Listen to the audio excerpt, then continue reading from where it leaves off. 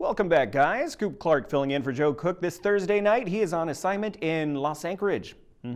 We start with another Yukon Quest update. The top 5 mushers made their way into Dawson City yesterday. While they were resting, more dog teams made into the checkpoint last night and today. Veteran Torsten Konart came in just before 5:45 a.m. local time. Tom Johansson, the first rookie to make it to Dawson, followed about an hour later. Yuka Honda was next with only 10 dogs in. And as we mentioned yesterday, mushers will enjoy a mandatory 36-hour rest before heading back out on the trail to Pelly Crossing. Now, despite a disappointing season, the Nanook hockey team is down but definitely not out.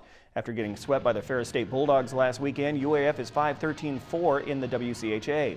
They are still just 2 points behind UAA for the 8th and final postseason spot. The Nooks have 6 games left, and 4 of those are at home, including the Governor's Cup. Alaska will need to figure out a way to win at home. Their last win in the Carlson Center was on November 6th.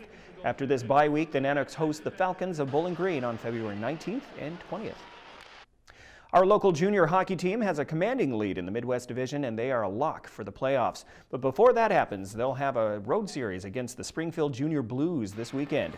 These teams met back in mid-January for the first time, and the Ice Dogs outscored them 10-2 in a sweep.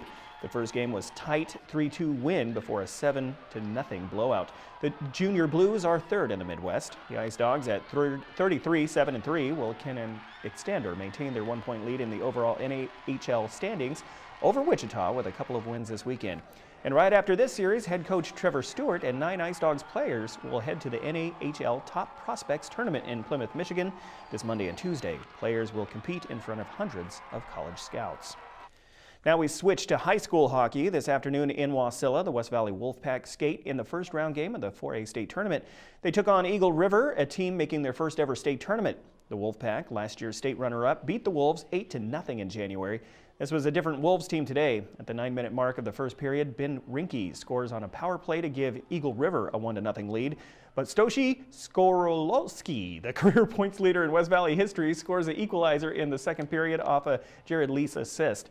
After that, Trent Burnham got really hot, making stop after stop at point-blank range, matching Lane Wood on the other side and then some. Early in the third period, Josh Lynn would score the go-ahead goal for the Wolves. Burnham burns the Wolfpack with 30 incredible saves, and Eagle River upsets the #1 seed West Valley 2-1. Heartbreak tonight for the 2015 state runner-ups.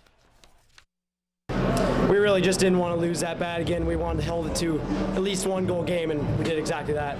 It's amazing feeling. A lot of kids tried hard, really hard, and we're making history this year. I was looking for Sutton McDonald in the top slot. I was like, oh, he's right there. I'll pass it there. And I didn't know it went in until I turned around the ref pointing his hand down, and I was like, I just scored. We had opportunities. We had some great opportunities, and some days the puck goes in, some days it doesn't. It's just one of those days. At the end of the day, I'm proud of my guys. They left it out there. I mean, obviously they're disappointed right now. I'm disappointed. We thought we had a good chance to win a state tournament, but in a one-game show, anything can happen.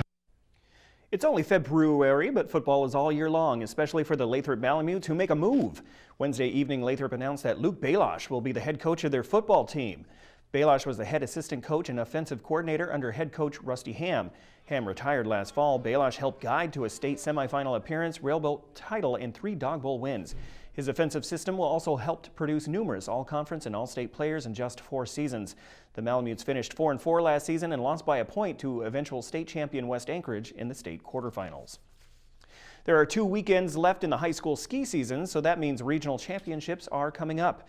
This Friday and Saturday are the Mid-Alaska Conference Championships. Local teams in Lathrop, West Valley, North Pole, Hutchison, and Monroe will compete in distance and relay races. Teams will try to dethrone the Wolfpack, who swept the regional titles last year. They were led by 2-time champion Jenna DeFalco and rising star Ben Koenig. The first MAC championship races state Friday at 3 p.m. Day 2 begins on Saturday at 11 a.m. at the Birch Hill Rec area. And this Saturday night is Fight Night at the Carlson Center. Yeah. Bennett Promotions will have a solid as a Rockin' Fighting Championship 11 this weekend. There will be no love lost between fighters on Valentine's weekends. The main event will feature Colin Reuter taking on Marquez Facine. Reuter, who defended his welterweight title at AFC 118 and back in November, will be put solid as a Rock 170-pound belt on the line. Seth Kroll and Marcus Freed will battle in the co-main event. Lathrop product Cody Wareham will see some action in a women's MMA match against Hannah Bobby. The fight starts at 7 p.m. at the Carlson Center. And that'll do it for tonight for sports. Sorry for butchering all those names. Thanks for watching. Mike Schultz is next with weather. We'll catch you next time.